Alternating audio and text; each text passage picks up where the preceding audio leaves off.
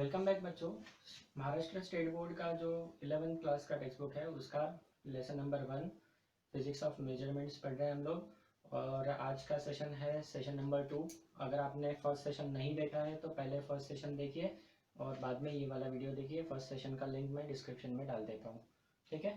तो आज के सेशन में बच्चों हम लोग 3 इम्पॉर्टेंट चीज़ें पढ़ने वाले हैं, लेंथ, मास और टाइम, ठीक है। हमने पिछले सेशन में फिजिकल क्वांटिटीज़ के बारे में पढ़ा था, जो फिजिक्स क्या होता है, फिजिक्स में हम लोग क्या पढ़ते हैं ये पढ़ा। एंड देन हमने फंडामेंटल क्वांटिटीज़, डिराइव्ड क्वांटिटीज़ और इनसे रिलेटेड कुछ टर्म्स पढ़ी, ठीक है। There are 7 fundamental quantities in SI system. तो सातों फंडामेंटल क्वांटिटीज़ एक बार याद करो फटाफट से। पहला था length, then mass, then time, temperature, then amount of substance, electric current and luminous intensity. So total 7 fundamental quantities are there in SI system, International System of Units, ठीक है। There are 2 additional quantities. तो वो additional quantity कौन सी है? Those are supplementary units और supplementary quantities. Those are 2 kinds of angle. एक होता है plane angle, दूसरा होता है solid angle. अगेन याद रखो, plane angle, solid angle. Plane angle तो हमने स्कूल में पढ़ लिया है, सॉलिड एंगल का डिटेल हम लोग इलेक्ट्रोस्टैटिक्स लेसन में डिटेल में पढ़ेंगे, ठीक है, which will be in next year to you, ठीक है। तो आगे बढ़ते हैं। तो आज का सेशन में हम लोग देखो फिजिक्स में ना एक इम्पॉर्टेंट चीज़ हम लोग पढ़ते हैं फिजिकल क्वांटिटीज़ में। एग्जाम्पल लेता हूँ फोर्स का। हर जगह फिजिक्स में आपको फोर्स देखने मिलेगा दोनों साइड, ठीक है। तो अगर फोर्स की बात करें तो इसका जो फॉर्मूला है वो है force equal to mass into acceleration. Again आप लोग 11th में हो तो आपको एक्सेलरेशन तो पता ही होना चाहिए, फिर भी एक बार याद करा देता हूँ। So acceleration is basically velocity upon time. तो ये मास इनटू एक्सेलरेशन की जगह लिख दिया हमने वेलोसिटी अपॉन टाइम, ठीक है। अगेन वेलोसिटी की बात करें तो इसको कैसे लिख सकते हैं, ये मास अपॉन में वो जो टाइम है वो ऐसे ही लिखो। वेलोसिटी को लिखेंगे डिस्टेंस या डिस्प्लेसमेंट अपॉन टाइम। तो यहाँ पर देखो mass, displacement and time. So force depends on mass, displacement and time. Displacement या डिस्टेंस, बेसिकली डिस्प्लेसमेंट भी तो एक तरह का डिस्टेंस है ना। और उसको हम लोग मेजर करते हैं किसमें, तो इसको मेजर करते हैं हम लोग मीटर्स में, है ना। मास को मेजर करते हैं हम लोग किलोग्राम में, टाइम मेजर करते हैं सेकेंड्स में। तो ये तीनों जो चीज़ें हैं these are related to measurement of length, mass and time. Measurement of length, mass and time. These are 3 important terms जिनकी जरूरत हमें पड़ती है फिजिक्स में मेजरमेंट के लिए।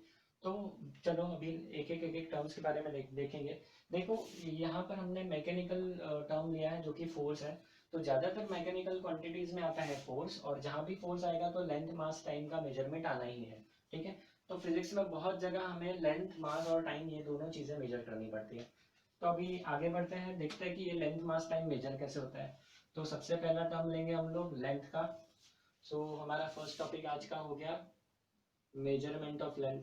अभी आप बोलोगे सर ये तो फालतू सी चीज़ है, आप क्या इसमें अलग क्या पढ़ाने वाली बात है ना।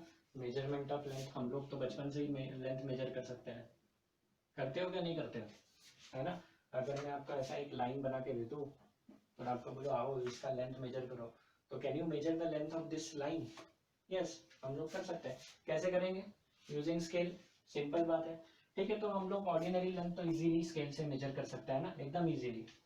अब सपोज मैंने आपको और बड़ा टास्क दे दिया, ये जो बोर्ड है बोर्ड का लेंथ मेजर करो। तो आप एक तो अपने स्केल से करोगे, अगेन वो थोड़ा सा डिफिकल्ट हो जाएगा। So what you will do, you will take a meter tape. Meter tape से आप मेजर कर सकते हो इसका लेंथ, है ना। मैंने बोला इसकी हाइट मेजर कर लो, मेरी हाइट मेजर करो, तो still it is again length. तो हम लोग मीटर टेप से मेजर करेंगे।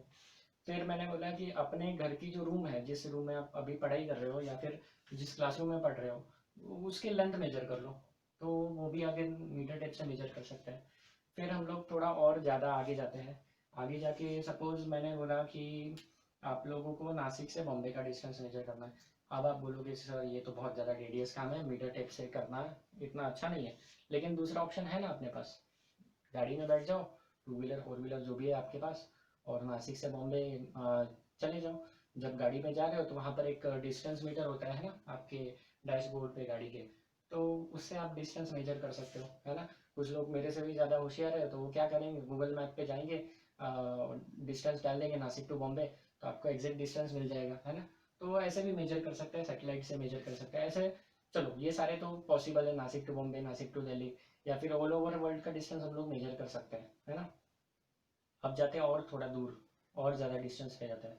सपोज यहाँ से मून पर जाना है, आप डिस्टेंस कैसे मेजर करोगे, मून पर जाना है तो आप में से कुछ ज़्यादा स्मार्ट लोग होंगे जिनको पता है कि लेज़र टेक्निक से हम लोग यहाँ से मून तक लेज़र का लाइट सेंड करेंगे, उसी का रिफ्लेक्शन, लेज़र हो या रेडियो सिग्नल हो, यहाँ से वहाँ जाएगा, वहाँ से रिफ्लेक्ट होके आएगा। सिग्नल का स्पीड हमें पता है, लाइट का speed we know the speed of light. कितना है बच्चों लाइट का speed, it is 3 lakh kilometre per second, है ना, या फिर 3 इंटू 10⁸ 10⁸ मीटर पर सेकेंड। तो ये लाइट का स्पीड है ना।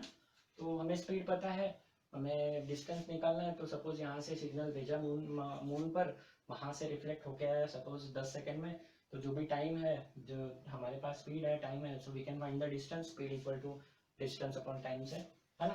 तो ये तरीके से आप चलो मार्स का भी मार्स का नहीं सॉरी मून का भी डिस्टेंस निकाल लोगे, है ना।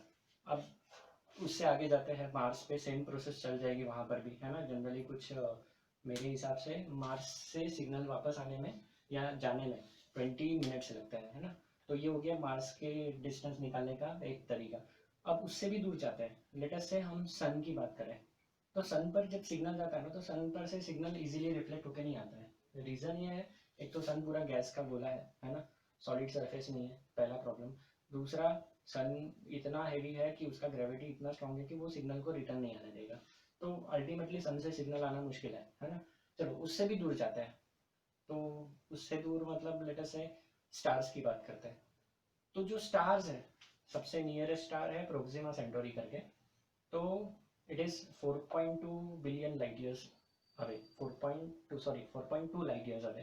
तो जो प्रोक्सिमा सेंटोरी है, which is next closest star sun है ना। अगर बाकी स्टार्स की बात करें तो उसके नेक्स्ट क्लोजेस्ट स्टार सिर्फ प्रोक्सिमा सेंटोरी है ना।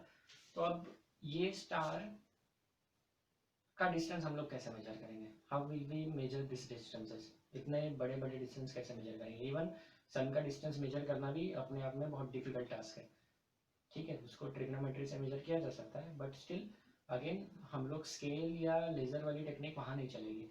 और प्रोक्सिमा सेंटोरी केस में तो बिल्कुल नहीं, 4.2 लाइट ईयर्स दूर है, तो it is impossible to measure using this laser technique. तो अब भाई ऐसे डिस्टेंसेस जो बहुत ज़्यादा दूर है, तो उसको हम लोग ट्रिग्नोमेट्री और ज्योमेट्री से मेजर कर सकते हैं। उसका एक टेक्निक है, the technique is called parallax method. तो हम लोग पढ़ेंगे कि भाई इतने लार्ज डिस्टेंस होंगे तो कैसे मेजर करना है। We will learn the technique of measuring such large distances. तो लार्ज डिस्टेंसेस के लिए हम लोग यूज करते हैं पैरेलैक्स मेथड। याद रखो, लार्ज मतलब ये बहुत लार्ज डिस्टेंस है, it is literally very large, है ना। तो उस केस में हम लोग पैरेलैक्स मेथड यूज करते हैं। एक डिस्टेंस का यूनिट मैं आपको बता देता हूँ, अभी जस्ट मैंने मेंशन किया था, इट इज लाइट ईयर। तो light year is basically unit of distance, है ना। पढ़ने पे कैसा लगता है लाइट ईयर, ईयर तो जनरली हम लोग टाइम के लिए यूज करते हैं, लेकिन यहाँ पर लाइट ईयर, इसको हम लोग ऐसे लिखते हैं 1 LY, it is 1 light year. तो ये लाइट ईयर जो है, it is basically distance unit, याद रखना है। एग्जाम में आपको पूछ सकते हैं कि लाइट ईयर किसका यूनिट है, डिस्टेंस का या टाइम का, तो obviously it is unit of distance. तो लाइट ईयर जो है, 1 लाइट ईयर इज डिस्टेंस, इसका डेफिनेशन है डिस्टेंस ट्रेवल्ड बाय लाइट। आप में से कुछ लोगों को पता भी होगा, नहीं पता है तो इसलिए बता रहा हूँ। Distance travelled by light in 1 year. अच्छा, ये हो गया डेफिनेशन। ये होता कितना है, तो लाइट एक साल में कितना डिस्टेंस ट्रेवल करेगा, तो distance equal to speed into time होता है ना। डिस्टेंस इक्वल टू क्या होता है, स्पीड इनटू टाइम। लाइट का स्पीड हम लोग लेते हैं c, याद रखो distance travelled by light in vacuum. हाँ, वैक्यूम में लाइट का स्पीड हम लोग डिस्कस कर रहे हैं, मीडियम में चेंज हो जाता है, आपको पता है। So this value is ct, ठीक है। c is speed of light which is 3 × 10⁸ metre per second, है ना। टाइम कितना है बच्चों, तो टाइम है 1 ईयर का, 1 ईयर इज 365.25 डेज, है ना, याद रखो 0.25 की जरूरी है, तो 365.25 डेज। अब आप बोलोगे ये क्या है, तो आप ही बताओ मुझे ये क्या है, 0.25 कहाँ से आता है, एक साल में तो 365 डेज होते हैं ना, सिर्फ 2020 में 366 डेज है ना। तो ये 0.25 कहाँ से है वो आप लोग बताओ। तो ये हो गया number of days in a year. अभी एक दिन में 24 घंटे, है ना, 24 आवर्स। एक घंटे में कितना सेकेंड्स होता है, कितने आवर्स सेकेंड्स होता है, सो इट इज 3600 सेकेंड। तो ये पूरा मल्टीप्लीकेशन जो भी आएगा, this is equal to 1 light year, ठीक है। अगेन आप नंबर्स देख के पता कर सकते हो कि this multiplication will be tremendous और it will be very large number, है ना, बहुत बड़ा नंबर आने वाला है। तो that big number is again unit आएगा यहाँ पर मीटर, क्योंकि ये सारा मैंने ऐसा यूनिट में सब किया है। ये जो टाइम हमने सेकंड में लिखा है और ये मीटर पर second, so the final unit will be metre. तो this much is 1 light year, है ना। मल्टीप्लीकेशन करके कैलकुलेट कर लेना कितना आता है, कमेंट में बताना मुझे। तो ये होता है 1 लाइट ईयर बच्चों, है ना। सो it is really very large distance. Light वैसे भी इतना फास्ट जाता है, तो एक साल में तो लाइट कहाँ से कहाँ निकल जाएगा। And this is this very large distance is 1 light year. और सोचो जो सन है it is 8 light minutes away from us. कितना है अप्रोक्सीमेटली 8 लाइट मिनट्स, मतलब यहाँ से सन तक जाने के लिए या फिर सन से हम तक लाइट को आने के लिए 8 मिनट लगने वाला है, which is again the closest star to the earth. Sun is the closest star to the earth, लेकिन after sun the next closest star is Proxima Centauri, और वो है 4.2 लाइट ईयर्स। 4.2 का मतलब समझते हो, इसका 4 गुना, अप्रोक्सीमेटली इसका 4 गुना, तो बहुत ज़्यादा डिस्टेंस है। तो लाइट को ही जाने में या फिर उस स्टार से हम तक लाइट आने में 4 साल लगने वाले हैं, ठीक है। टिपिकली ओरियन की बात करेंगे तो it is approximately 600 light years away, है ना। तो ओरियन की बात करते हैं, ओरियन ये कॉन्स्टेलेशन है, आप में से कुछ लोगों को पता होगा, नहीं पता तो गूगल कर सकते हो। तो ओरियन 600 लाइट ईयर्स दूर है हमसे, और इसका मतलब ये हुआ कि वहां से आने वाली जो लाइट है वो 600 साल पुरानी है क्या नहीं, इंटरेस्टिंग। तो जब हम ओरियन की तरफ देख रहे हैं तो हम लोग 600 साल पास्ट में देख रहे हैं, है ना, इट्स एन इंटरेस्टिंग फैक्ट। और सन की तरफ देखते हैं तो हम लोग 8 मिनट पास्ट में देखते हैं। अगेन सन की तरफ डायरेक्ट देखना आपके रेटिना के लिए अच्छा नहीं है, तो don't try it, directly naked eye से सन की तरफ मत देखो। चलो, तो ये हो गया लाइट ईयर के बारे में थोड़ा सा इंट्रोडक्शन। अब हम लोग बहुत ही इंटरेस्टिंग एक्टिविटी करने वाले हैं और हम समझेंगे कि भाई ये पैरेलैक्स क्या होता है ना। तो आप सभी लोग अभी जहाँ भी बैठे हो, है ना, तो अभी देखो, अब मैं मेरे केस में मेरे सामने एक बहुत बड़ी वॉल है, दूर है ऑफ कोर्स, है ना। तो आपको भी ऐसी जगह बैठना है कि जहाँ पर आपसे एक सर्टेन दूरी पे एक वॉल होगी या कोई चीज़ होगी, है ना। तो अभी मेरे बैकग्राउंड में सामने एक वॉल है, आप सोच सकते हो कि आपके लिए मेरे पीछे जो बोर्ड है that will be the case, है ना। अब आपको क्या करना है, एक पेन जो है उसको ऐसे पकड़ना है लाइक दिस, है ना। ये मैं थोड़ा नज़दीक से दिखाता हूँ आपको। ये इस तरह से पेन को पकड़िए, ठीक है। ये मैंने मार्कर पेन पकड़ा हुआ है इस तरह से, कुछ नहीं, ये उंगलियों को अल्टरनेट कर देना है, बस हो गया, सिंपल, ठीक है। ये थंब एकदम सीधा कर दो, ठीक है। अब करना ये है, ये थंब या फिर थंब ऐसा भी रख सकते हो। ये जो पेन है, इस पेन को एग्जैक्टली आपके नाक के सामने रखना है, नाक के सामने एकदम, ठीक है, इस तरह से, ओके। अब आपको करना है, ये हो गया, हाँ। अब एक आंख बंद करके देखो उस पेन को, ठीक है। अब सपोज अभी मेरे केस में मैंने अपनी राइट आई को क्लोज किया है और मैं लेफ्ट आई से इसको देख रहा हूँ। अब मैं आई स्विच करूँगा, अब मैं राइट आई से देख रहा हूँ और लेफ्ट आई को मैंने क्लोज किया है, ठीक है। अब ये अल्टरनेट करना है, एक बार राइट आई से देखो, एक बार लेफ्ट आई से देखो, फिर राइट आई से, फिर लेफ्ट आई से, फिर राइट आई से, फिर लेफ्ट आई से। अच्छा, ऐसे देखने पे क्या आपने ऑब्जर्वेशन किया वो कमेंट में बताओ मुझे, है ना, ठीक है। क्या करना है, वापस से बताता हूँ। ये पेन इस तरह से पकड़ो, है ना, हाथ ऐसे, अंगूठा ऐसे रख दोगे तो कोई दिक्कत नहीं है, और ये एकदम सीधा नाक के एग्जैक्ट सामने, ठीक है। अब एक आंख बंद कर दो, फिर दूसरी आंख बंद करो, ठीक है, अल्टरनेट करना है, एक आंख से देखना है, दूसरी आंख बंद रखनी है और स्विच करना है, एक बार लेफ्ट आई से देखना है, एक बार राइट आई से देखना है। ठीक है, तो क्या ऑब्जर्व किया? हाँ, तो अभी ऑब्जर्व हमने ये किया कि जब मैंने ये आंख से देखा, ठीक है, तो मार्कर मुझे यहाँ नजर आ रहा है, जब मैं ये आंख से देख रहा हूँ तो मार्कर इधर शिफ्ट हो रहा है। सो अल्टरनेट, जब मैं एक आंख से देखूंगा मार्कर एक तरफ, दूसरी आंख से देखने पे मार्कर इस तरफ। अगर रियलिटी में आप देखोगे तो मेरा मार्कर तो अपनी जगह ही था, मैंने मार्कर को तो हिलाया नहीं, but still what I observe कि there is apparent shift in the position of this marker. ठीक है, this effect is called as parallax effect. ठीक है, इंटरेस्टिंग है। this effect is called as parallax effect. अब ये parallax effect हमें किस तरह से हेल्प करता है वो पढ़ेंगे। ठीक है, तो ये होता क्यों है पहले ये समझिए। अब देखो ये फिक्स बैकग्राउंड है हमारे पीछे, जो मेरे केस में मार्कर मैंने ऐसे पकड़ा हुआ है, तो मेरे लिए कैमरा, ये वॉल पीछे की, ये सारा बैकग्राउंड है। ठीक है, तो अब ये बैकग्राउंड यहाँ पर मैंने ड्रॉ किया है, फिक्स बैकग्राउंड, ये मेरा मार्कर। ठीक है, और ये मेरे दोनों आईज यहाँ पर, मैं थोड़ा सेपरेट बनाता हूँ इन दोनों चीज़ों को। ये ऑब्जर्वेशन का पॉइंट ए, ऑब्जर्वेशन का पॉइंट बी, ये दोनों आईज है।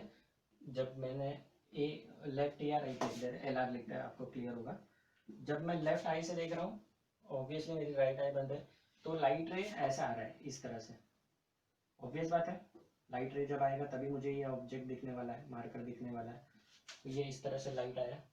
जब मैं लेफ्ट आई क्लोज करके राइट आई से देखूंगा तो मेरा जो लाइट है, लाइट रे है, वो इस तरह से आ रहा है। ठीक है, तो इस केस में ये जो बैकग्राउंड है मेरे लिए, ये पूरा बैकग्राउंड फिक्स है, ये कभी मूव नहीं करता है। अगर आप देखोगे एक्सपेरिमेंट करके, जब आप आई स्विच कर रहे हो तो बैकग्राउंड स्विच नहीं होगा, बैकग्राउंड अपनी जगह ही रहता है, सिर्फ ये मार्कर अपनी पोजीशन चेंज करता है। रियलिटी में मार्कर अपनी पोजीशन चेंज नहीं करता है। हमारे लिए क्या होता है, ये देखो, ये अगर रे की बात करें, ऐसे मैं बैकग्राउंड ले रहा हूँ यहाँ पर, तो इस बैकग्राउंड के रिलेटिव इसका रे आ रहा है, तो मेरे लिए इसका पोजीशन जो है वो इसके रिलेटिव है। ठीक है, जब यहाँ से देख रहा हूँ तो इसका पोजीशन इसके रिलेटिव है, ये वाले पॉइंट के रिलेटिव। ठीक है, मेरे अजम्पशन के हिसाब से ये जो बैकग्राउंड है ये फिक्स है, तो ये वाला बैकग्राउंड है यहाँ पर इस जगह पर, तो अगर ये वाला पॉइंट इस जगह पर है तो मेरा ये जो मार्कर है ये शिफ्ट हो चुका है रिलेटिव टू दिस, ये मेरा अजम्पशन है। तो अगर मैं कंसीडर कर लूँगा कि ये वाला पॉइंट एक्चुअल में यहाँ पर है, तो मेरा मार्कर उस तरफ शिफ्ट हो गया है ना। इन द सेम वे यहाँ पर अगर कंज्यूम कर लूँगा तो मार्कर इस तरफ शिफ्ट हुआ, तो this is apparent shift actually. ठीक है, तो यहाँ पर हमारे दो अलग अलग रेज बन गए। ठीक है, ऐसा हुआ क्यों? Because we are observing the same object from two different locations with respect to fix background. ठीक है, इन दिस केस हमें ये जो मार्कर है इसकी पोजीशन चेंज होते दिखती है। एक और ऑब्जर्वेशन बताता हूँ, आप लोगों ने किया होगा, जब हम लोग रात के वक्त ट्रैवल करते हैं एक सिटी से दूसरी सिटी में, बस में बैठ के या प्राइवेट व्हीकल में, या फिर रात में चल रहे हैं, तो आप अगर मून को देखोगे तो हम चलते जाते हैं, मून हमारे साथ साथ चलते जाता है ना। तो मून हमारे साथ साथ क्यों चल रहा है? क्योंकि हमने अपनी पोजीशन चेंज किया, यहाँ से यहाँ, ये पॉइंट से ये पॉइंट, जब हम चले तो हमने अपनी पोजीशन चेंज किया। इसकी वजह से यहाँ पर मार्कर की जगह होगा मून और बैकग्राउंड की जगह होगा वो सारे स्टार्स। तो जैसे ही हमने आगे अपना पोजीशन चेंज किया, मून ने भी अपनी पोजीशन चेंज की, तो हमें लगता है कि हम चल रहे हैं तो मून भी हमारे साथ चल रहा है। रियलिटी में ऐसा मून अपने साथ नहीं चलता है, मून तो अपनी जगह है, जैसे मार्कर अपनी जगह था। But this effect is called as parallax. अब बच्चों इसका यूज कैसे होता है? टू फाइंड डिस्टेंस, है ना। We use basic trigonometry, basic mathematics. ठीक है, तो यहाँ पर एक आपको फॉर्मूला याद रखना है। फॉर्मूला है S equal to are theta, है ना। फॉर्मूला क्या है? S equal to are theta. यहाँ पर ये अपना स्टार होगा। अब हम लोग रियल ऑब्जर्वेशन और रियल केस लेंगे, L और R की जगह लेंगे दो पोजीशंस, अलग अलग पोजीशन है, पोजीशन B। ठीक है, ये कोई तो नियर बाय स्टार है, जैसे कि मून हो सकता है, सॉरी सन हो सकता है, या फिर नियर बाय स्टार के केस में हम लोग प्रोक्सिमा सेंटरी ले सकते हैं। तो ये स्टार है और ये बैकग्राउंड स्टार्स है ना। ऑब्वियसली स्टार के पीछे और क्या होगा? स्टार्स ही होंगे। तो ये बैकग्राउंड स्टार्स, जो फार अवे स्टार है ये नियर बाय स्टार है। इसको हम लोग ऑब्जर्व कर रहे हैं और इसका हमें डिस्टेंस निकालना है। So what we will do, हम दो अलग अलग अर्थ पे अलग अलग पोजीशंस लेंगे and then we will observe this star. ठीक है, अब यहाँ पर एक और पॉइंट नोट डाउन करने वाली बात है कि आप जितना दूर का ऑब्जेक्ट लोगे उतना ये जो दोनों पॉइंट्स हैं, ठीक है, लेट अस से ये दोनों पॉइंट्स फिक्स रखते हैं, ये ऑब्जेक्ट दूर लेके जाते हैं। तो यहाँ पर ये जो एंगल बन रहा है ना बच्चों, ये एंगल छोटा होते जाएगा, ठीक है। अब ये एंगल कौन सा है, सो ये एंगल है अपना थीटा, जो कि इस फॉर्मूला में यूज होगा। ये एस है, ये वाला डिस्टेंस जो हम लोग दो पोजीशन के बीच में लेते हैं, ठीक है। ये मेरा चॉइस है, मैं यहाँ से वहाँ तक मूव करूंगा तो ये मेरा डिस्टेंस एस हो जाएगा। और ये वाला जो डिस्टेंस है, दिस डिस्टेंस इज आर, यहाँ से यहाँ तक, ठीक है। आपके बुक में ये फॉर्मूला थोड़ा सा अलग मिलेगा, डी और कुछ और यूज किया, symbol D, small D, capital D, doesn't matter, we will use this symbol, है ना, दिस फॉर्मूला। तो यहाँ पर ये डिस्टेंस है एस, ये डिस्टेंस है आर, और ये एंगल है थीटा, ठीक है। अब होता क्या है, व्हेन वी कंसीडर स्टार्स, तो स्टार्स इतने दूर है कि ये एंगल बहुत छोटा हो जाता है ना। और अगर मैं अर्थ के दो अलग अलग लोकेशन की बात करूँ अर्थ पर, जैसे कि मैं यहाँ पर हूँ, लेटर से मैं 10 किलोमीटर उस तरफ चला गया, स्टिल ये 10 किलोमीटर के कंपैरिजन में ये थाउजेंड्स ऑफ किलोमीटर होता है, एंड दैट्स वाई ये एंगल मेजरेबल नहीं होता है, it is extremely small, even degree तो होता ही नहीं है, छोड़ दो। डिग्री का जो फ्रैक्शन है, डिग्री के फ्रैक्शन एक बार याद करा दो आपको, 1 डिग्री, ठीक है। 1 डिग्री के अगर आप 60 पार्ट्स करोगे, 1 डिग्री तो पता है ना, हम सर्कल पे 360 डिग्री होता है, तो उसका 1/360 पार्ट इज 1 डिग्री, है ना, जो हमें प्रोटेक्टर का मेजर करता है। अब 1 डिग्री का हमने 60 हिस्से कर दिए, तो 1/60 degree is equal to 1 second, ठीक है। तो इस डिग्री का 60th पार्ट कर दोगे, divided by 60, then each segment of that degree will be 1 minute, arc minute, इसको बोलते हैं हम लोग आर्क मिनट, ठीक है। और इस 1 मिनट के 60 हिस्से कर दोगे, you will gate 1 arc second, ठीक है। डबल डैश देना है, double dash means second, second, arc minute, ठीक है। तो ये जनरली जो स्टार्स का एंगल होता है, it is in arc minute और arc second, generally arc seconds में होता है, so it is extremely small angle, ठीक है। तो ऑब्वियस बात है, हमारे प्रोटेक्टर से ये एंगल्स मेजर नहीं किए जा सकते, there is a special device, ढूंढो नेट पे मिल जाएगा, तो उससे हम लोग ये एंगल्स मेजर कर सकते हैं, ठीक है। तो अभी ये जो एंगल्स है, ये मेजरेबल होने चाहिए, एटलीस्ट 1 आर्क सेकेंड या 1 आर्क मिनट के रेंज में होना चाहिए, तो ही हम मेजर कर पाएंगे। इससे भी अगर छोटा रहेगा, so it is not possible to measure this angle accurately. तो इसका मतलब ये जो डिस्टेंस है, ये डिस्टेंस ज़्यादा होना चाहिए, ठीक है। तो स्टार्स के केस में जनरली व्हाट वी डू, हमारी अर्थ जो है, it moves in a circle, है ना, अप्रोक्सीमेट सर्कुलर ऑर्बिट है, ठीक है, अप्रोक्सीमेट सर्कल है, याद रखो। यहाँ पर है अपना सन, ये है अर्थ, ठीक है। अर्थ और सन के बीच का जो डिस्टेंस है, it is taken as AU, 1 AU, AU stands for astronomical unit. तो ये एक 1 AU का डिस्टेंस है। आज अभी लेटर से अभी शाम के 7 बजे है, आज अभी मैं अगर किसी स्टार को देख रहा हूँ, ठीक है, after 6 month, same exactly 6 months के बाद सेम टाइम पर मैं उसी स्टार को देखूंगा यहाँ से, ठीक है। वो स्टार है लेटर से यहाँ पर, अगेन कॉम्प्लेक्स प्रोसेस है, बट हमारे पास और कोई चॉइस नहीं है, तो आफ्टर 6 मंथ्स मैं उसी स्टार को देख रहा हूँ।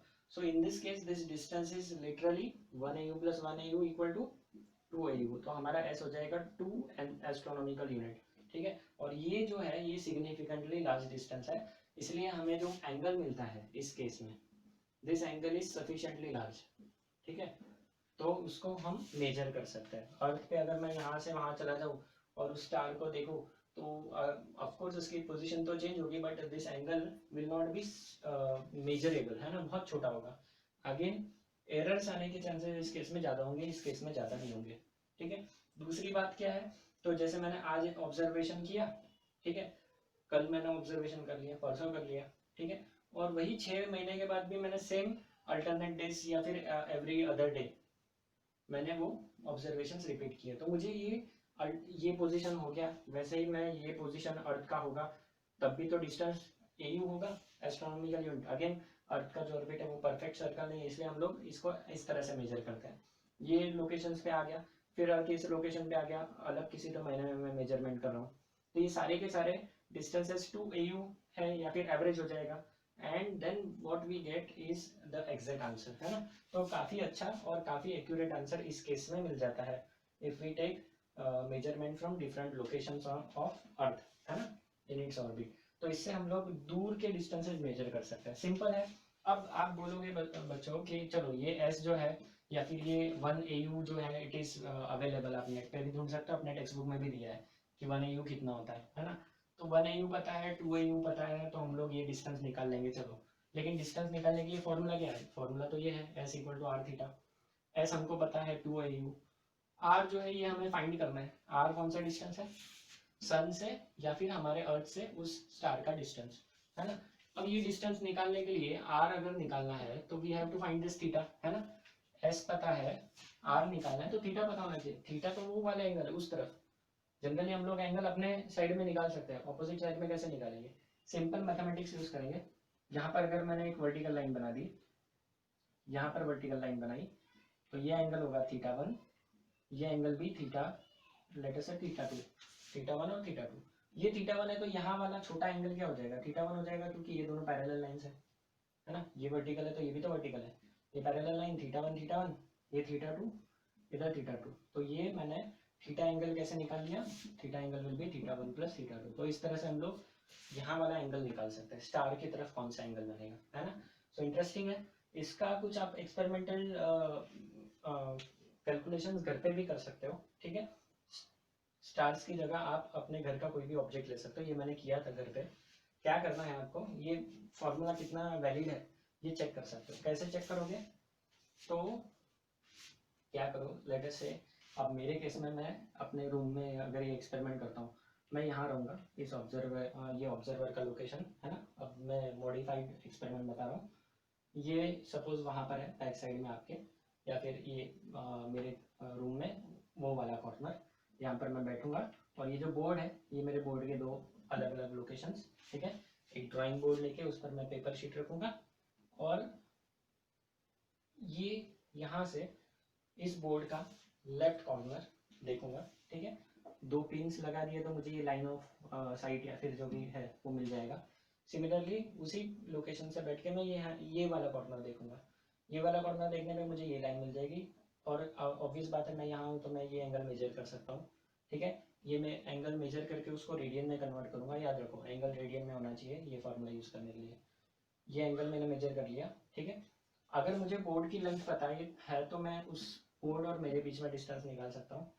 या फिर अगर मेरा और बोर्ड का डिस्टेंस मैंने मीटर टेप से मेजर कर लिया तो मैं ये बोर्ड की लेंथ वहाँ बैठे बैठे मेजर कर सकता हूँ, ठीक है। तो ये इंटरेस्टिंग एक्सपेरिमेंट है, आप घर पे किसी भी ऑब्जेक्ट का लेंथ या हाइट मेजर कर सकते हो यूजिंग दिस एक्सपेरिमेंट, है ना। तो यहाँ पर हो गया मेजरमेंट ऑफ लेंथ टॉपिक खत्म। अच्छा, ये यहाँ पर हमने लार्ज डिस्टेंसेस की बात किया। अगर छोटे डिस्टेंसेस है तो क्या करेंगे? छोटे डिस्टेंसेस, छोटे मतलब कितने छोटे? मिलीमीटर से छोटे आपके हेयर का थिकनेस है, तो हेयर का थिकनेस निकालने के लिए कुछ लेजर एक्सपेरिमेंट्स है जिससे हेयर का थिकनेस निकाल सकते हैं। Again the thickness of hair is in micrometre. उससे भी छोटा एटम का साइज निकालना है। तो आप याद करो रुदरफोर्ड ने अल्फा पार्टिकल स्कैटरिंग एक्सपेरिमेंट किया था, है ना। तो उसमें उसने अल्फा पार्टिकल का डायमीटर मेजर किया था। इवन सॉरी अल्फा पार्टिकल नहीं, गोल्ड का डायमीटर, एटम का डायमीटर मेजर किया था। Even he measured the size of nucleus, है ना। तो न्यूक्लियस जितनी छोटी चीज का साइज भी मेजर हो चुका है, तो ऑलमोस्ट छोटे से छोटा डिस्टेंस और बड़े से बड़े डिस्टेंस हम लोग मेजर कर सकते हैं using basic physics, and again mathematics भी उसमें आता ही है, ठीक है। तो यहाँ पर अपना मेजरमेंट ऑफ लेंथ का टॉपिक खत्म होता है। कुछ इसके एग्जांपल्स करेंगे जो पैरेलक्स मेथड पढ़ा है वो, ठीक है।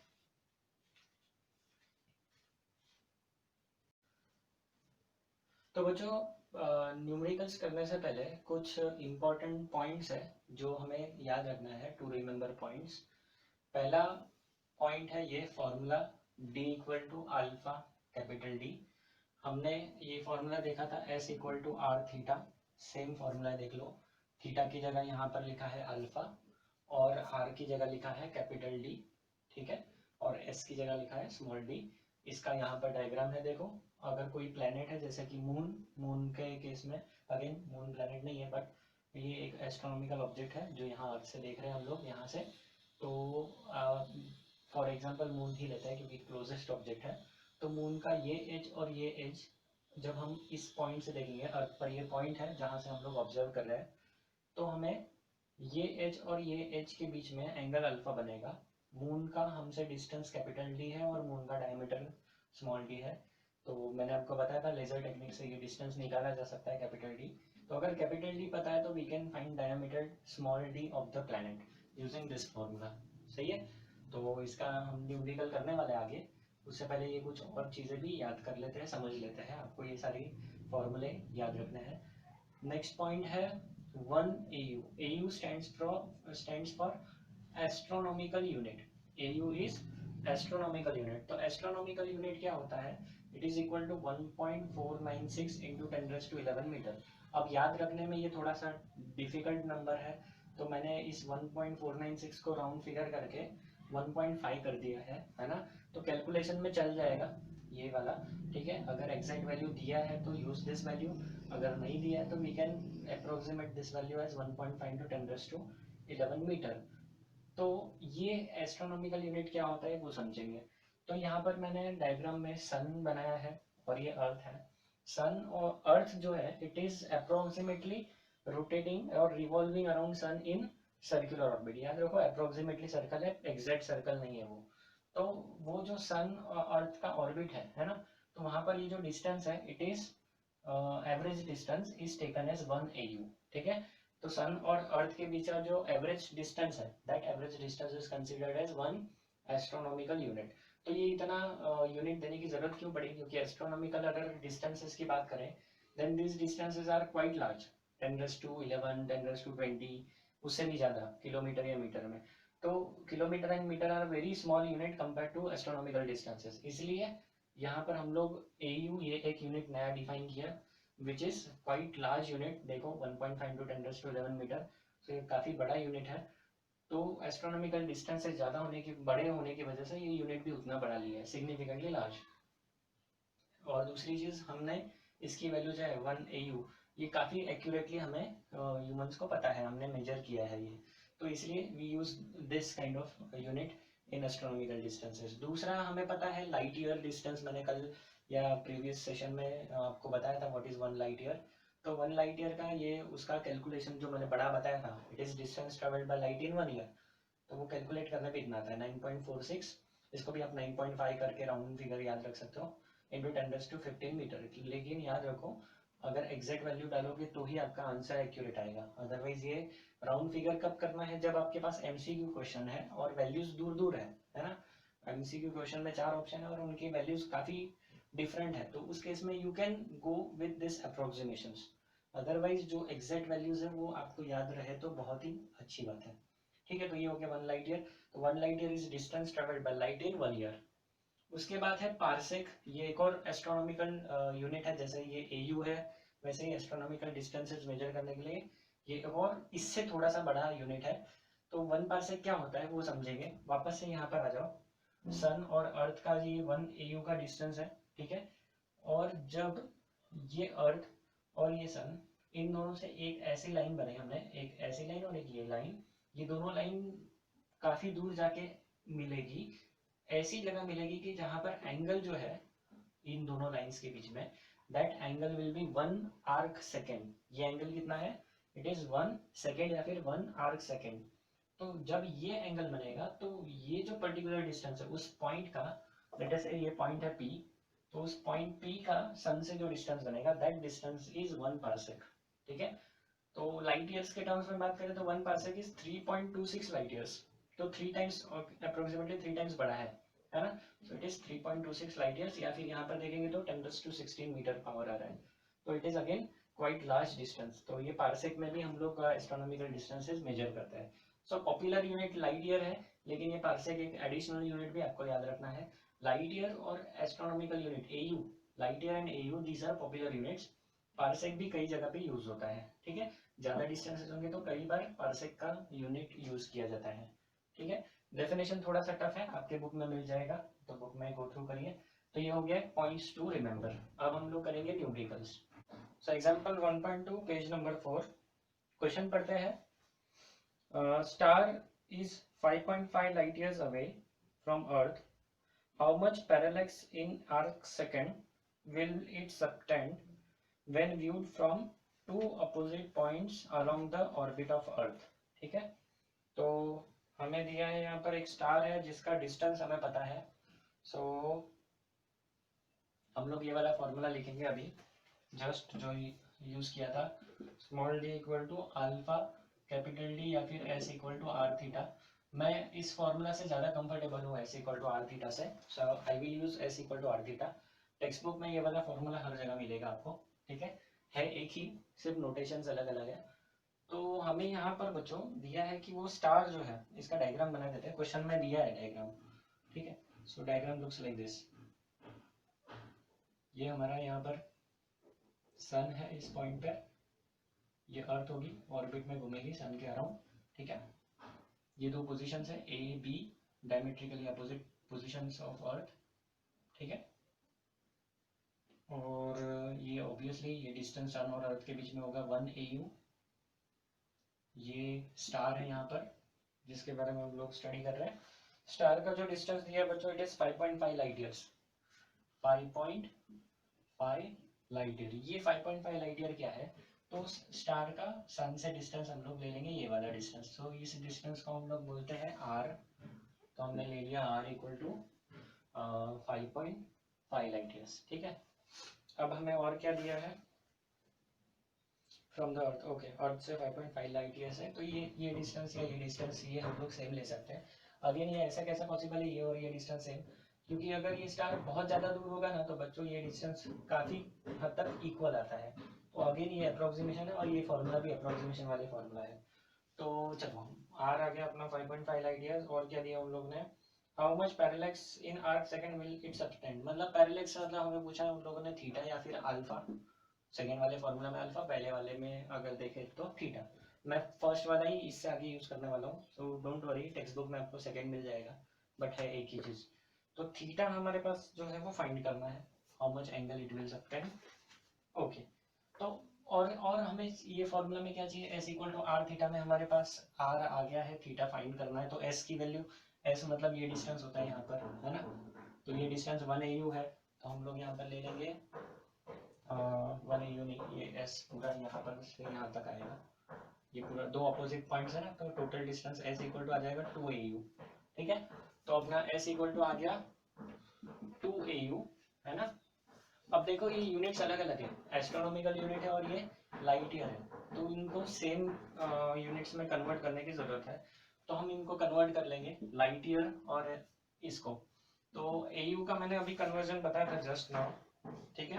तो 1 AU होता है 1, ये देखो 2 AU है ना, तो 2 टाइम्स 1 AU, 1 AU कितना है, तो इट इज 1.496 इंटू 10⁻11 मीटर। हम लोग एक्यूरेट कैलकुलेशन करेंगे यहाँ पर, है ना, अप्रोक्सीमेट कर सकते हैं अगर करना है तो। और लाइट ईयर की वैल्यू होती है 9.46 इंटू ये 5.5 एज इट इज रहेगा, 9.46 इंटू 10⁻² आ जाएगा 15 मीटर। अगर आप देखते हो तो ये कैलकुलेशन इसके थोड़े से टफ होने वाले हैं, वैल्यूज देख के पता चल रहा है। तो अपना फॉर्मूला क्या है, S equal to are theta, हमें थीटा निकालना है। दिस इम्प्लाइज फॉर्मूला यहाँ पर लिखेंगे गिवन, ये स्टेप्स थोड़े से याद रखो, कभी भी न्यूमेरिकल्स करते हो तो ये स्टेप्स हम लोग फॉलो करते हैं, है ना। पहले गिवन लिखते हैं, उसको कन्वर्ट कर देते हैं, फिर फॉर्मूला लिखते हैं। अब हमारा कैलकुलेशन आएगा, कैलकुलेशन में पहला हमें थीटा फाइंड करना, तो थीटा इक्वल टू लिख दिया एस अपॉन आर। वैल्यूज है हमारे पास, वैल्यूज डाल देते हैं, 2 into 1.496 10⁻11 divide by 5.5 into 9.46 into 10⁻15। ये सारी चीज़ें आ गई। अब इनको ऑब्वियस बात है डिवीजन करना है, तो लॉग कैलकुलेशन यूज करके हम लोग करेंगे इसको सॉल्व, है ना। ये एक एग्जांपल मैं आपको लॉग से पढ़ाऊंगा, बाकी सारे एग्जांपल्स मैं सॉल्व नहीं करने वाला हूँ बच्चों, ठीक है। जो भी आंसर आएगा ना बच्चों वो आएगा रेडियन में, है ना। तो उसके बाद क्या करना है उसके बारे में सोचेंगे। ये फॉर्मूला हम लोग रेडियन कैलकुलेशंस के लिए यूज करते हैं, ठीक है। तो अब देखो ये हो गया अपना 2, इसको लॉग से कैसे करेंगे, तो यहाँ पर मैं साइड में कर लेता हूँ कैलकुलेशन। थीटा इक्वल टू ये जो भी पूरी चीज़ है 2 इंटू 1.496 अपॉन 5.5 इंटू 9.46, ये पूरा कैलकुलेशन हम लोग एक ब्रैकेट में अलग करेंगे। 10⁻² के पावर कितना हो जाएगा, ये 11, ये नीचे वाला 15 ऊपर गया तो -15, तो 11 माइनस 15 ये कितना हो जाएगा, ये हो जाएगा -4, है ना। तो तो ये हो गया 10⁻⁴। अब ये वाली जो टर्म है ना, इसको हम लोग लॉग कैलकुलेशन में करेंगे, तो सारा कैलकुलेशन इस हिस्से में कर लेते हैं लॉग कैलकुलेशन। तो ये log ऑफ 2 ऊपर जो भी है प्लस log ऑफ 1.496, ठीक है, minus log of 5.5 minus log of 9.46, ठीक है। अब ये सारा कैलकुलेशन हम लोग लॉग से करेंगे, मुझे लॉग टेबल की जरूरत पड़ेगी। log 2 आता है 0.3010। अगेन मेरे पास लॉग टेबल नहीं है तो मैं टैबलेट से लॉग वैल्यूज निकाल रहा हूँ, प्लस log ऑफ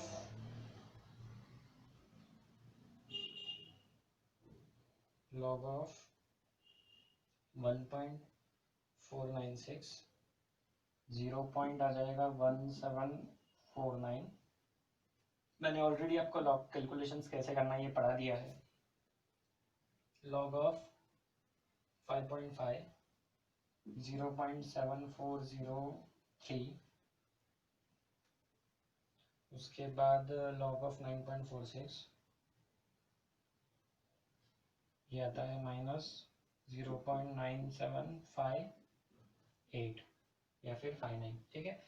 देखो मैंने ये कैलकुलेटर से वैल्यूज निकाली है लॉग की, तो थोड़ी बहुत वेरी कर सकती है, आप लोग अपने लॉग टेबल से ही निकालिए वैल्यूज। चलो इसको फटाफट से सॉल्व करते हैं। यहाँ पर एडिशन है, यहाँ सब्ट्रैक्शन है, एडिशन वाला कर लेते हैं।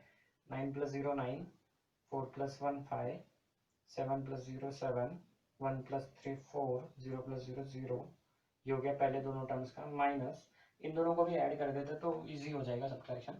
8 9 10 11 कैरी 1, 5 + 1 6 है ना, 4 + 7 11 कैरी 1, तो ये हो गया 8 + 8 16 + 1 17 कैरी 1, 1.7161 ऐसा कुछ तो आ रहा है मेरा।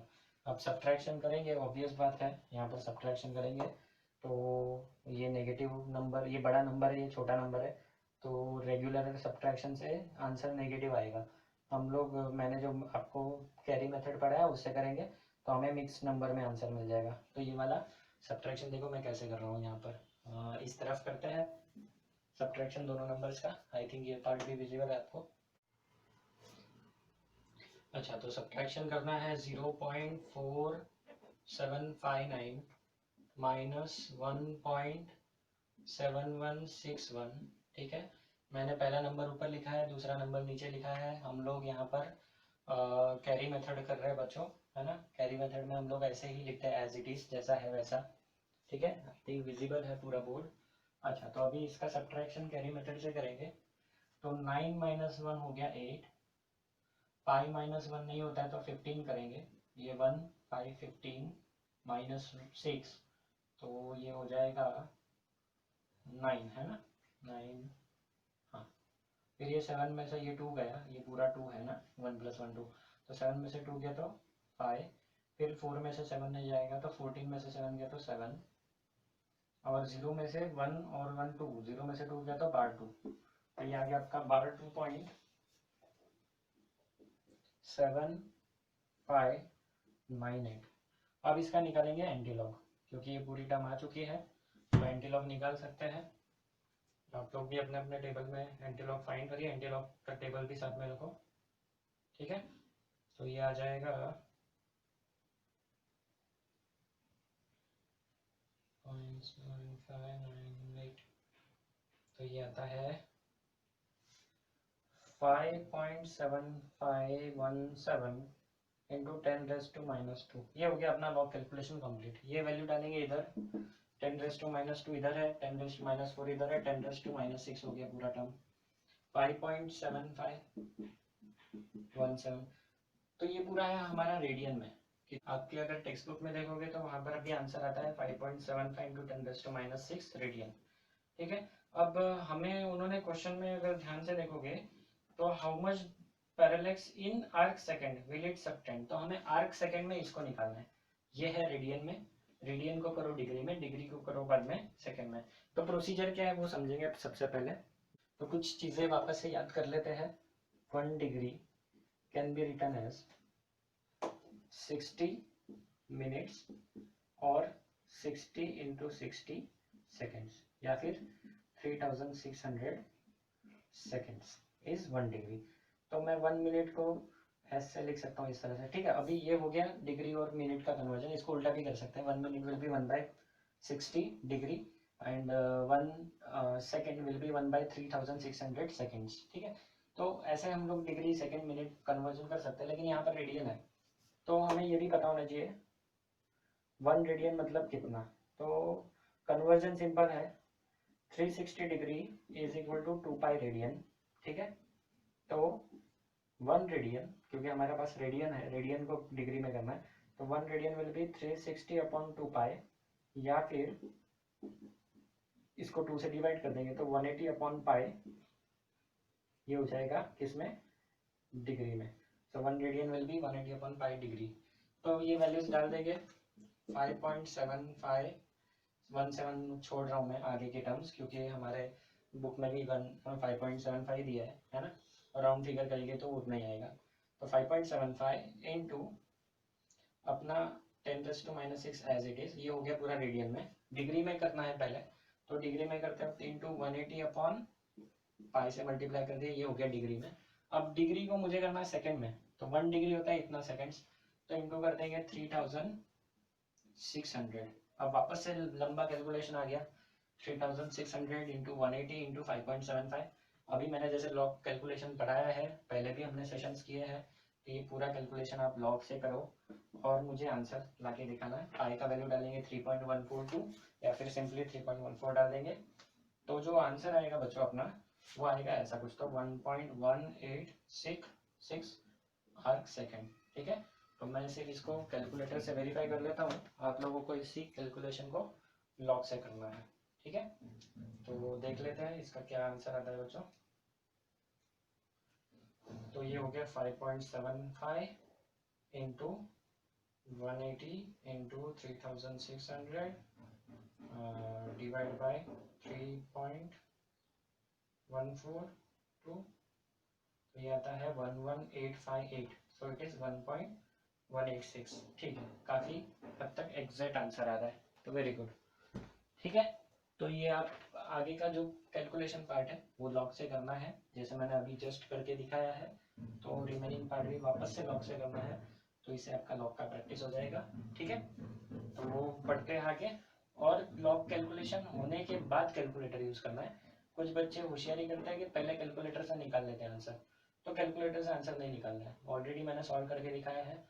यूज लॉग टेबल, ट्राई करो कि आपको आ रहा है नहीं आ रहा है, नहीं आ रहा है तो मुझे कमेंट में बताओ, मैं आपको वापस से इसका कैलकुलेशन अलग से करके दिखाऊंगा, ठीक है।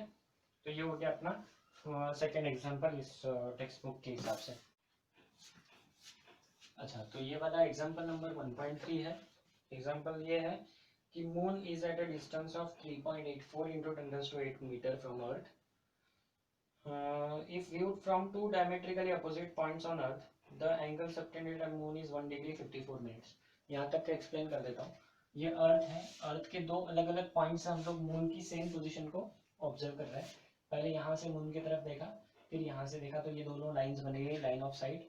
और मून पर जो एंगल सबटेंड हुआ दैट एंगल इज थीटा, जिसकी वैल्यू हमें दिया हुआ है 1 डिग्री 54 मिनट्स। अब ये अर्थ का डायमीटर लेटेस्ट से एस है, ठीक है। हमारे पास अर्थ और मून का डिस्टेंस भी दिया है, तो ये डिस्टेंस यहाँ से मून का कितना है 3.84 इंटू 10⁸ मीटर। तो हमारे पास सारी चीज़ें हैं, फॉर्मूला आएगा S equal to are theta. अब यहाँ पर ये फॉर्मूला जब भी यूज करते हैं तो this angle theta should be in radian, ठीक है। तो हमारा जो एंगल है यहाँ पर 1 degree 54 minutes, so it is in degree and minutes, तो रेडियन में करना पड़ेगा। तो 1 डिग्री होता है 60 मिनट्स, सही है, और 54 मिनट्स उसमें ऐड हो गए, सही है। तो ये हो गया 60 प्लस 54 कितना हो जाएगा बच्चों, so this will be 114 minutes, ठीक है। तो ये हो गया इनका एडिशन। तो अपना थीटा जो आ गया वो मिनट्स में आ गया, ठीक है। अब आप लोग ना कुछ कन्वर्जन फैक्टर अगर याद कर लोगे तो हमारे लिए ये कैलकुलेशन आसान हो जाएगा। अदरवाइज लॉन्ग मेथड्स तो है, इसको कैलकुलेट भी किया जा सकता है, बट आई विल सजेस्ट कि कुछ चीज़ें याद रख लो। अब ये याद कहाँ से रखोगे, तो अपने टेक्स्ट बुक में पेज नंबर 2 पर जाओगे आप, तो आपको पेज नंबर 2 पे मिलेगा 1 रेडियन इज 57.297 डिग्री। पहला पॉइंट आपको याद रखना है। दूसरा 1 डिग्री इज 1.745 इंटू 10⁻⁻² रेडियन। ठीक है। तीसरा point 1 minute equal to 2.91 into 10⁻⁴ radian. और fourth point 1 second equal to 4.847 into 10⁻⁻6 radian. ठीक है। वैल्यूज गंदी है, याद रखने के लिए थोड़ी डिफिकल्ट भी है, बट लॉन्ग मेथड से जाएंगे तो it will take lot of time, आपका टाइम वेस्ट होगा। तो it is better to learn these values. ठीक है। तो ये हमारे पास है, अभी देखो किसमें है, मिनट्स में, और हमें इसको करना है रेडियन में। यहाँ पर मिनट्स और रेडियन का कन्वर्जन फैक्टर दिया है 2.91, तो हम इसको कर देंगे, इसी को हम कन्वर्ट करके रख देंगे 114 मिनट्स को रेडियन में करने के लिए मल्टीप्लाइड बाय 2.91 इंटू 10⁻⁴। तो ये हो गया रेडियन में। तो अपनी सारी चीज़ें रेडियन में आ चुकी है। एस का फॉर्मूला ये है, यहाँ पर बोर्ड पे लिखा हुआ। कैलकुलेशन करेंगे, S equal to are theta. S equal to R की वैल्यू कितनी है, तो ये डिस्टेंस देख लो, मीटर में ही है, 3.84 इंटू 10⁸ थीटा की वैल्यू यहाँ पर दिया हुआ है 114 इंटू 2.91 इंटू 10⁻⁴। 10 के पावर सिंप्लीफाई कर लेते हैं, तो ये बचे हुई चीज़ें लिख देते हैं। वो 3.84 इंटू 114 इंटू 2.91 इंटू 10⁻⁸ हो जाएगा 10⁻⁴। सही है क्या, देखो, है ना। और यहाँ तक सही किया है क्या, देख लेते हैं एक बार। आई थिंक तो सही लग रहा है। तो वही हो गया 3.84 और ये 114 2.9। ठीक है, सारी चीज़ें तो सही है। चलो अभी इसको लॉग से करेंगे कैलकुलेशन। मल्टीप्लिकेशन है, डायरेक्ट भी कर सकते हैं, लॉग से भी कर सकते हैं। हम लोग लॉग से करेंगे। तो लॉग ऑफ 3.84 इंटू है तो प्लस कर देंगे, log of 114 plus log of 2.91। तीनों का लॉग ऐड करना है, तो यहाँ पर ऐड करते जाएंगे तीनों की वैल्यूज। तो 3.84 का लॉग निकालते हैं। सबसे पहले तो लॉग निकालना है आपको। लॉग टेबल ओपन कर लो सभी लोग। अभी मेरे सामने लॉग टेबल है, तो हम लोग निकालेंगे लॉग ऑफ 3.84। तो ये हो जाएगा 2.584। 2.584 नहीं होगा, लॉग ऑफ 3.84 ये 0 पॉइंट होगा, 0.5843। सही है। अब 114 का लॉग निकाल लेते हैं फटाफट से। Log of 114 it is 2.0569।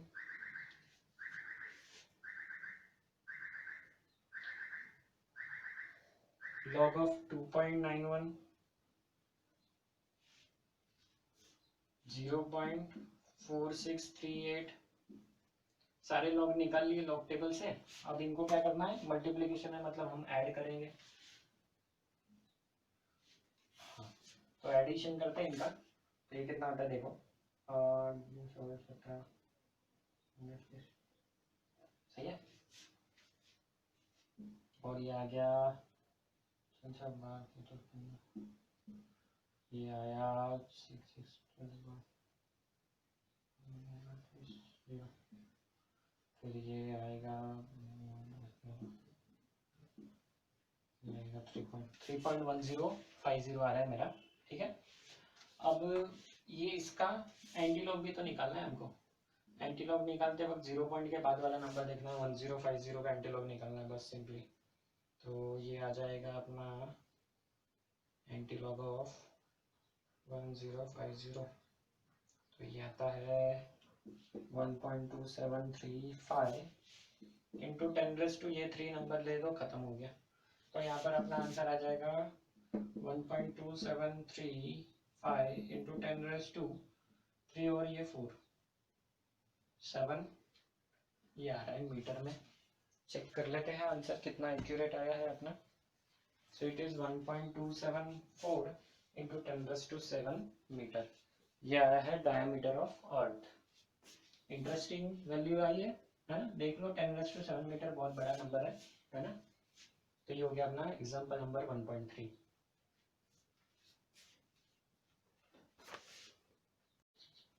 सो हमने मेजरमेंट ऑफ लेंथ तो पढ़ लिया है ना। हमने 3 इंपॉर्टेंट चीजें देखी थी कि लेंथ, मास और टाइम, ये तीनों इंपॉर्टेंट फैक्टर्स है जो मेजर कर एक्यूरेटली अगर कर देंगे तो हम लोग बाकी फिजिकल क्वांटिटीज आसानी से मेजर कर पाएंगे। So it is very important to measure length, mass and time very accurately. तो इनके डेफिनेशंस बने स्टैंडर्ड डेफिनेशन। जैसे लेंथ का ओल्ड डेफिनेशन था कि it is length of an standard rod, 1 metre rod है जो international bureau of weights and measure ऐसी जो एक लैब है वहाँ पर वो सारा स्टोर है, आपको नेट पे मिल जाएगा डेफिनेशन। फिर दूसरा डेफिनेशन बना कि लाइट का जो डिस्टेंस है, डिस्टेंस ट्रेवल्ड बाय लाइट, उससे वो सेकंड डेफिनेशन बना है। ठीक है, तो ऐसे अलग अलग डेफिनेशंस मिलेंगे आपको जो अपडेटेड, ये रेगुलरली अपडेट होते रहता है। सिमिलरली जो मास है, मास मेजरमेंट के लिए भी कुछ ओल्ड और न्यू डेफिनेशंस है। बहुत सालों तक तो इसका डेफिनेशन यही था, it was a standard platinum iridium block, है ना। एक ऐसा ब्लॉक है, सिलिंड्रिकल ब्लॉक, जो वहाँ international bureau of weights and measure, ये जो लोकेशन है वहाँ पर ये सारा ऑब्जेक्ट रखा हुआ है। सो दैट एलोय का एक ब्लॉक है and that block is equal to 1 kilogram, ऐसा वहाँ पर स्टैंडर्डाइज किया है। ठीक है, तो इसे हम लोग बोलते हैं कि जो ओरिजिनल वेट स्टैंडर्ड होता है वो होता है, फिर उसके रेप्लिकास बनते हैं और वो मल्टीपल कंट्रीज में सेंड किया जाता है। देन हर कंट्री का अपना खुद का एक फिजिकल रिसर्च लैब होता है, जैसे इंडिया में भी अहमदाबाद में है, तो यहाँ पर ये सारी चीज़ें मेंटेन की जाती है। ठीक है, तो ये था पुराना डेफिनेशन। लेकिन ओवर द टाइम जो स्टैंडर्ड ब्लॉक है प्लेटिनम इरिडियम का, so it was attracting dust particles और ड्यू टू एटमॉस्फेरिक चेंजेस इसका जो 1 किलोग्राम है ये स्टैंडर्ड वेट में थोड़ा सा वेरिएशन आ रहा था। तो उसको अपडेट किया रिसेंटली लास्ट ईयर 2019 मई में। तो उन लोगों ने नया डेफिनेशन क्या बनाया, तो the new definition was based on the concept of electromagnetism. तो डेफिनेशन ऐसा है कि देखो, इलेक्ट्रोमैग्नेट के अंदर हम लोग जैसे करंट पास करते हैं, so it produces magnetic field. ठीक है, अब वो मैग्नेटिक फील्ड कितना स्ट्रांग होगा that depends on the current, है ना। तो लेटर से आपने इलेक्ट्रोमैग्नेट लिया, लेटर से ये इलेक्ट्रोमैग्नेट है और ये एक ब्लॉक है, उस ब्लॉक को आप इलेक्ट्रोमैग्नेट से लिफ्ट करने की कोशिश कर रहे हो। ठीक है, तो अब होगा क्या, जब इलेक्ट्रोमैग्नेट वीक होगा तो वो उस हैवी ब्लॉक को लिफ्ट नहीं कर पाएगा, बिकॉज डाउनवर्ड साइड में ग्रेविटेशनल फोर्स है और ऊपर हम लोग उसको मैग्नेट से खींच रहे हैं। लेकिन जब आप करंट बढ़ाते जाओगे तो magnet will become so strong at a particular current कि वो it can lift that block, है ना। तो यहाँ पर सिमिलर डेफिनेशन यूज किया हम लोग ने, it is amount of current which has to be pass through electromagnet so that it can pull down the one side of extremely sensitive balance, the other side of which holds one standard kg। तो sensitive balance है ना, जो wait balance होता है, और उसके एक तरफ स्टैंडर्ड केजी रखा है जो हमारा प्लेटिनम इरिडियम का ब्लॉक है, और दूसरी तरफ उन्होंने क्या रख दिया, और दूसरी तरफ उन्होंने इलेक्ट्रोमैग्नेट लगाया जो उस 1 स्टैंडर्ड केजी को बैलेंस आउट करे। ठीक है, तो उसके वेट को बैलेंस आउट करने के लिए वहाँ पर इलेक्ट्रोमैग्नेट का यूज किया गया। तो जो भी प्रोपोर्शनल करंट आएगा that current is the new kilogram definition. ठीक है, तो ये हो गया किलोग्राम का नया अपडेटेड रिसेंट डेफिनेशन। ठीक है, अगेन पुराने और नए डेफिनेशन में बहुत ज़्यादा डिफरेंस हमारे लेवल पे नहीं आता है। ठीक है, जब एक्सट्रीम रिसर्च लेवल का कुछ कैलकुलेशन होने वाला है वहाँ पर ये सारी चीज़ें मैटर करती है। हमारे लिए 1 किलो शक्कर लेने जाएंगे तो इससे कोई फर्क नहीं पड़ेगा, और अगर 1 किलो गोल्ड भी लेने जाएंगे तो इस डेफिनेशन और इस डेफिनेशन से हमारी लाइफ में कोई ज़्यादा फर्क नहीं पड़ेगा। ठीक है, तो दूसरा डेफिनेशन क्या आया, तो अब देखो ये हो गया स्टैंडर्ड किलोग्राम का डेफिनेशन। अब जो छोटे छोटे यूनिट्स है, जैसे कि एटॉमिक यूनिट्स, जैसे एक एटम की बात करें तो एक एटम का मास बहुत छोटा होता है, तो उस केस में नया यूनिट डिफाइन किया गया, that unit was AMU, 1 atomic mass unit. ठीक है, तो दिस इज स्टैंडर्ड डेफिनेशन। उसका डेफिनेशन ऐसा है, it is equal to 1/12 mass of a unexcited carbon 12 isotope. तो कार्बन 12 ये एटम का अगर जो भी मास है उसको 12 से डिवाइड करोगे, you will get mass equal to 1 AMU, which is standard mass, standard unit at atomic level. ठीक है, तो एटॉमिक लेवल के कैलकुलेशन में इसकी वैल्यू कितनी किलोग्राम है, so it is this much, 1.660540 into 10⁻⁻27 plus और माइनस 0.00000010 किलोग्राम। ये जो है ये उसमें एरर है, कितना एरर हो सकता है, तो इतना एरर हो सकता है। अगर आप इस एरर की बात करो और ये 10 का पावर देखो, तो इतना छोटा स्केल पे हमने इतनी कम एरर वाला यूनिट डिफाइन किया है, मतलब ये काफ़ी ज़्यादा एक्यूरेसी है, क्योंकि एरर की वैल्यू देखोगे तो 0.0000010 इतना छोटा एरर बन रहा है। तो इतने स्मॉल स्केल पे वेट मेजर करते वक्त भी हम लोग इतना एक्यूरेटली मेजर कर पा रहे हैं, ये फिजिक्स की बड़ी अचीवमेंट है ना। तो ह्यूमंस की बड़ी अचीवमेंट बोलना चाहिए कि इतनी छोटी चीज़ हम लोग एक्यूरेटली मेजर कर पा रहे हैं। तो ये हो गया स्मॉल मासेस के लिए हम लोग यूज़ करते हैं एटॉमिक मास यूनिट। जो normal day to day life masses है उसके लिए हम लोग किलोग्राम यूज़ करते हैं। इवन प्लानिटरी मासेस के लिए हम लोग किलोग्राम यूज़ करते हैं। लेकिन स्टार्स का जब मास की बात करते हैं ना, तो we use one more unit which is solar mass. तो 1 solar mass is equal to mass of our sun, है ना। और जो स्टार्स है उनका जो मास होता है it is again multiple of the solar mass. तो वहाँ पर हम लोग सोलर मास ये यूनिट यूज करते हैं। So it is basically equal to mass of the sun, है ना। आपको मिल जाएगा, आपके टेक्स्ट बुक में भी मास ऑफ सन दिया है, गूगल पे भी मिल सकता है। तो ये हो गया एटॉमिक मास यूनिट और नॉर्मल जो भी मासेस है उसके बारे में कैलकुलेशन, ठीक है। और ये स्मॉल मासेस कैसे मेजर होता है, तो उसके लिए एक मास स्पेक्ट्रोग्राफ नाम का डिवाइस होता है which helps you to measure these small masses, ठीक है। ये हो गया ऑल अबाउट मासेस। अब यहाँ पर एक सवाल ऐसा आता है कि भाई इन लोगों ने एक स्टैंडर्ड एटम लेना था रेफरेंस के लिए, और उस पे से हम लोगों को 1 AMU डिफाइन करना था। तो कार्बन 12 आइसोटोप ही क्यों लिया?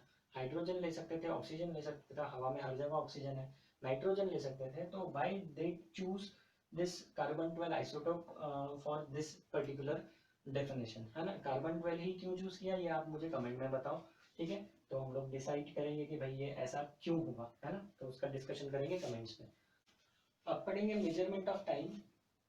मीन सोलर डे, पहला जो पुराना डेफिनेशन था it was mean solar day. तो सोलर डे क्या होता है? It is average in time interval between 1 noon and the next noon. मतलब आज दोपहर को जब आपके एग्जैक्ट ऊपर सन है, तो आपका जो शेडो होगा वो एग्जैक्टली आपके नीचे होगा।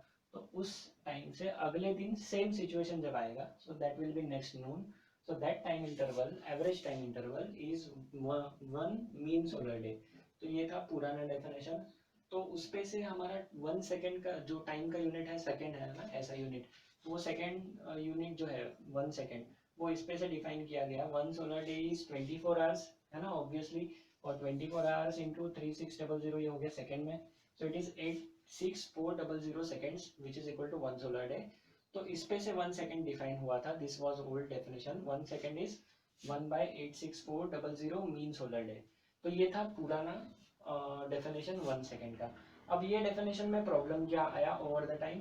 जो हमारी अर्थ है ना, तो उसका जो रिवॉल्विंग है ना, जिसको हम बोलते हैं revolution about its own axis, तो वो जो मोशन है उसकी वजह से, ऑर्बिटल मोशन की वजह से, ये जो मीन सोलर डे इवेंट है या फिर डे नाइट इवेंट है, ये उसकी वजह से होता है, ठीक है। बट रियल फैक्ट ये है कि वो जो रोटेशन है ना, it is slowing down over the time. Gradually slow हो रहा है वो। मतलब अर्थ का जो ये जो रोटेशन है, ये 24 आवर्स में पहले कंप्लीट होता था, अब थोड़ा सा ज़्यादा टाइम लगता है। ओवर द टाइम ये टाइम बढ़ते जाएगा। 24 आवर्स का हो सकता है कि 25 आवर्स भी हो जाए, लेकिन it will take lot of time, है ना। तो हमारे लाइफ टाइम में तो ये ऐसा कुछ होने वाला नहीं है। 24 आवर्स का अगर आप बूढ़े हो जाओगे तो 25 घंटों का दिन हो जाएगा, ऐसा कुछ नहीं होने वाला है ड्यूरिंग योर लाइफ। बट ये ओवर द टाइम चेंज होता है ना, over the years this changes. तो ये कांस्टेंट है नहीं। तो हमने तो ये पढ़ा है कि यूनिट क्या होना चाहिए, it should be standard constant, हर जगह एक जैसा। तो नया डेफिनेशन बनाया। नया डेफिनेशन क्या बना? और second is time needed for 9192631770 vibrations of radiation emitted during transition between 2 hyperfine states of caesium 133 atom.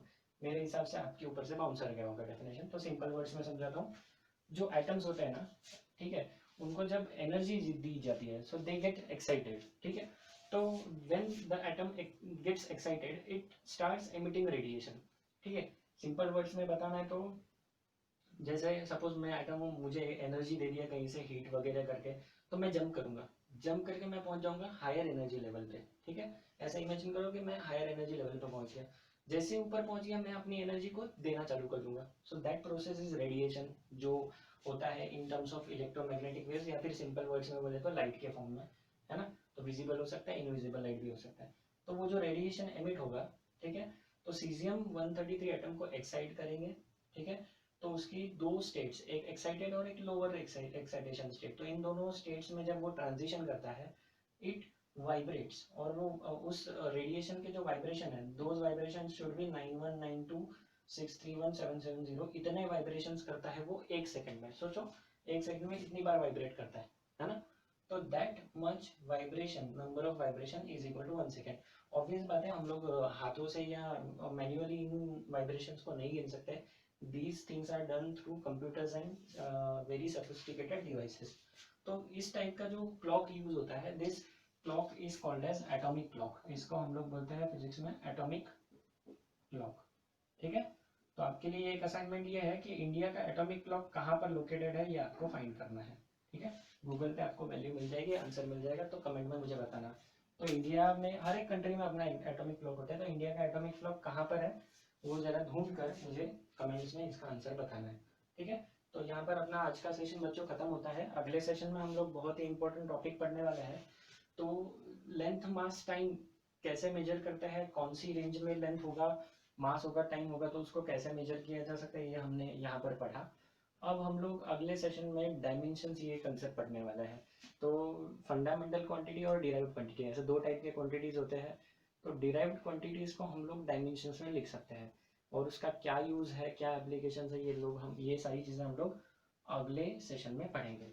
तो तब तक के लिए घर पे रहिए, सुरक्षित रहिए, बाय बाय।